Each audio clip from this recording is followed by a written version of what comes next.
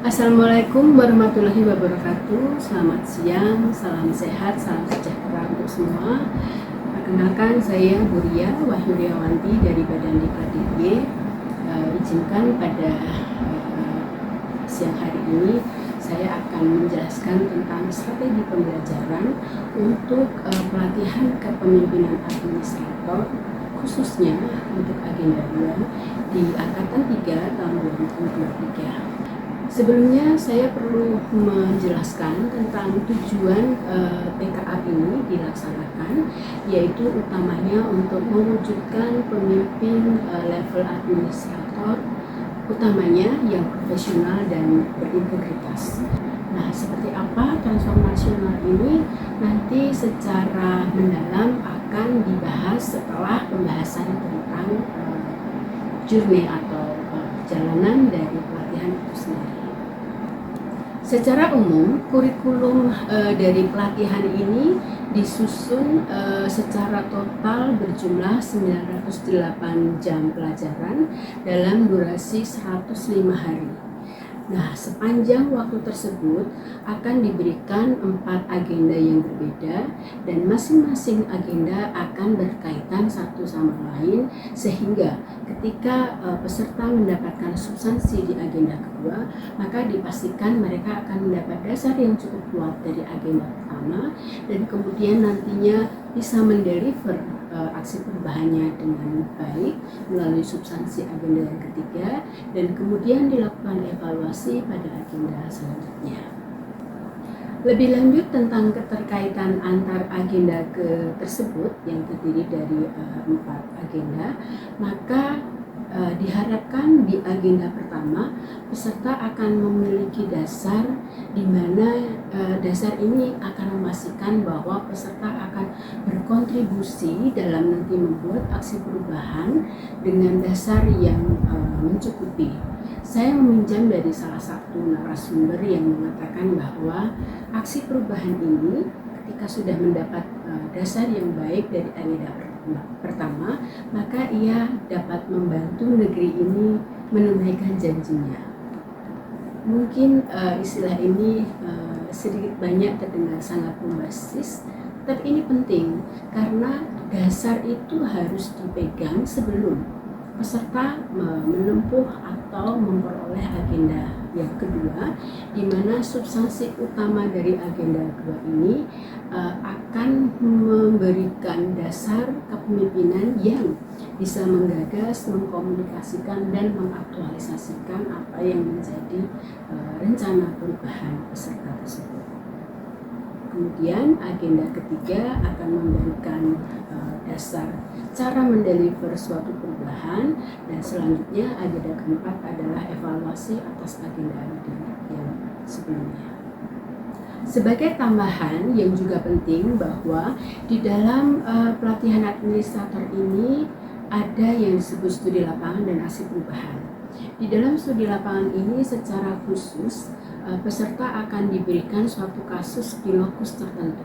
Peserta akan dibawa ke lokus tersebut dan kemudian akan belajar sesuatu yang baru, sesuatu yang bisa dipelajari dan memiliki kebaruan sehingga dapat menjadi pertimbangan atau perbandingan ketika nanti dia menyusun dan membuat aksi perubahannya. Berikutnya saya akan menjelaskan secara singkat bagaimana perjalanan pembelajaran ini atau learning journey-nya. Yang pertama adalah pembelajaran mandiri secara personal selama 10 JP yang dilanjutkan dengan e-learning selama 104 jam pelajaran. Nah, kemudian step berikutnya adalah membangun komitmen selama 27 JP yang dilakukan di tempat kerja atau organisasi masing-masing. Pada poinnya, di level ini peserta akan bisa mengidentifikasi masalah yang menjadi dasar dari aksi perubahan yang akan dia lakukan.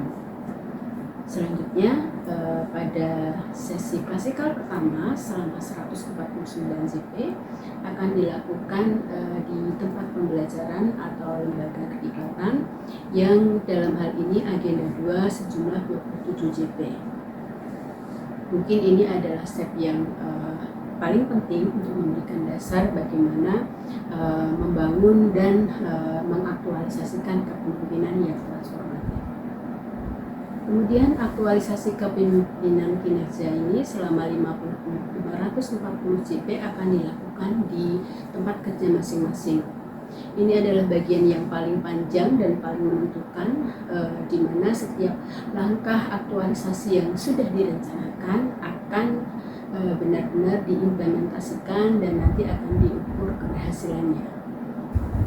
Kita sampai pada substansi agenda yang terdiri dari 4 mata pelatihan. Secara keseluruhan akan meliputi manajemen perubahan sektor publik, kepemimpinan transformasional, komunikasi efektif, dan jejaring kerja. Untuk yang pertama, tentang materi perubahan sektor publik, pada prinsipnya adalah memberikan garis besar atau landasan kepada peserta mengapa sektor publik ini butuh perubahan. Hal ini menjadi pertanyaan yang paling dasar yang biasanya diberikan oleh para peserta, yang sebenarnya jawabannya sangat sederhana. Kenapa publik dan manajemen pelayanannya harus berubah? Karena setiap organisasi akan berada pada suatu titik di mana dalam setiap puncak pencapaian yang dia capai akan terjadi yang namanya declining atau penurunan dari kinerja itu sendiri. Karenanya secara organisasi akan lebih mudah ketika organisasi tersebut siap dengan melakukan perubahan di saat mereka masih berada dalam titik menuju puncak itu sendiri. Mata pelatihan yang kedua adalah kepemimpinan transformasional. Pada titik ini izinkan saya membandingkan atau mengkolaborasikan antara dua konsep yang jauh berbeda. Yang pertama adalah konsep yang lebih umum secara internasional. Biasanya teman-teman di pelatihan memakai teorinya McGregor tentang adanya dua perilaku negatif dan positif dari setiap SDM atau dalam hal ini bawahan dari suatu pemimpin. Tetapi saya akan memakai pendekatan jenis pemimpin yang dipakai oleh Daniel Goleman. Kemudian 6 karakter ini akan kita kolaborasikan dengan ide yang lebih dulu pernah digagas oleh Ki Hajar Dewantoro. Ini akan menarik sekali ketika peserta membandingkan antara dua konsep tersebut tanpa berusaha menjadikan yang salah satu lebih baik dari yang lain. Secara konsep, Ki Hajar Dewantoro lebih terlihat aspek secara kultur Indonesia, di mana seperti yang kita ketahui ada 3 hal dalam seorang pemimpin yang diharapkan, yaitu dia menjadi pemimpin sekaligus pendamping dan pembimbing. Di dalam Ki Hajar Dewantoro dinarasikan sebagai Ing Arso Tulodo, Ing Madya Mbangkarso, dan Tupuri Handayani. Tetapi menurut saya konsep yang diberikan oleh Daniel Goleman ini yaitu adanya 6 pemimpin yang berbeda dengan jenis masing-masing. 6 tersebut adalah koersif, otoritatif, afiliatif, demokratik, coaching, dan pace setting. Masing-masing karakter tersebut saya yakin akan bisa mengisi gap atau celah yang dibutuhkan oleh 3 konsep Ki Hajar tadi. Meskipun kita berharap konsep yang dipakai lebih sesuai dengan kultur Indonesia, tetapi konsep yang dimiliki Daniel Goleman salah satunya bisa diharapkan untuk bisa mengurangi kecenderungan untuk lebih Jawa sentris karena ia lebih bersifat universal. Mata pelatihan yang ketiga adalah jejaring kerja. Jejaring kerja ini akan penting bagi peserta, apakah bagi peserta untuk membuat teamwork yang kuat dengan kelompok yang dibentuk pada saat pelatihan, atau ketika dia memastikan bahwa jejaring ini penting untuk mendeliver aksi perubahan yang akan dia lakukan.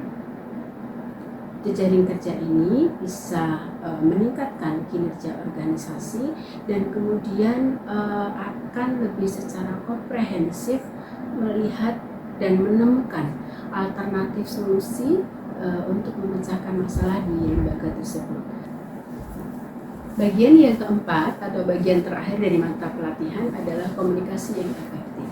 Seperti yang kita tahu bahwa apapun pencapaian yang didapat atau dicapai oleh suatu lembaga akan bisa diketahui oleh publik sebagai end user dari apa yang dilakukan oleh birokrasi, sehingga publikasi atau pemberitahuan kepada publik ini sangat penting, sehingga komunikasi yang efektif adalah suatu keniscayaan. Bagian berikutnya adalah garis besar dari tugas yang harus diselesaikan oleh peserta pada agenda kedua ini. Yang pertama adalah tugas individu, yaitu esai tentang keseluruhan isi dari substansi agenda tersebut. Nah, yang menarik adalah untuk tugas kelompok akan dibuat oleh masing-masing kelompok dalam bentuk paparan maupun diskusi yang sebelumnya diberikan pemantik dalam bentuk film. Nah, film ini berjudul Coach Carter yang dibintangi oleh Samuel Jackson, dan ini sangat menarik sekali karena dia memberikan banyak pesan yang meskipun bercerita tentang coach olahraga, tetapi ia sangat relevan dengan proses coaching dengan latar belakang apapun. Artinya ada banyak poin-poin yang bisa dipelajari dalam film tersebut, sehingga masing-masing individu di dalam kelompok akan bisa membangun suatu teamwork yang baik dengan syarat empati dan sifat dan karakter bekerja sama, sehingga bisa memenangkan suatu pertandingan apapun itu, apakah pertandingan olahraga dan pertandingan dalam konteks yang lain. Nah, dari yang film tersebut sebenarnya poin yang paling penting adalah dan paling menarik adalah bahwa memenangkan suatu pertandingan dalam suatu tim bisa jadi adalah tidak selalu memenangkan pertandingan itu sendiri. Poin dari film ini adalah at the very end, mereka tidak bisa memenangkan satu sesi pertandingan yang dianggap penting, tetapi secara keseluruhan mereka justru memenangkan pertandingan yang lebih besar, karena mereka dalam hal ini peserta didik yang adalah para pemain basket tersebut bisa meningkatkan kompetensinya dalam hal pendidikan formal, bukan sekedar dalam olahraga itu sendiri. Baik, sebagai penutup dari paparan ini, saya akan menambahkan bahwa intinya dari pembelajaran yang bertujuan untuk kepemimpinan kinerja atau kepemimpinan yang transformasional, saya akan menggarisbawahi pada aspek empati. Kebetulan pula dari buku yang saya tulis tentang pengembangan SDM berbasis neuroscience, yang kunci atau kata kunci terpentingnya adalah empati, membahas tentang hal ini. Saya bisa merefer kembali kepada yang tadi disampaikan oleh Daniel Goleman, karena kebetulan dia adalah salah satu referensi penting dalam buku ini. Sekali lagi, yang akan saya garis bawahi adalah bagaimana empati tersebut kemudian membentuk suatu individu menjadi teamwork, menjadi bagian dari kelompok yang secara sosial dia cerdas, kemudian bisa mendeliver atau mencapai tujuan lembaga atau tujuan organisasi dengan lebih baik. Ini adalah inti dari pembelajaran PKA tersebut, dan ini akhir dari strategi pembelajaran yang saya sampaikan. Terima kasih, semoga bermanfaat. Akhir kata, salam sehat, salam bahagia, dan selalu sejahtera. Wassalamualaikum warahmatullahi wabarakatuh.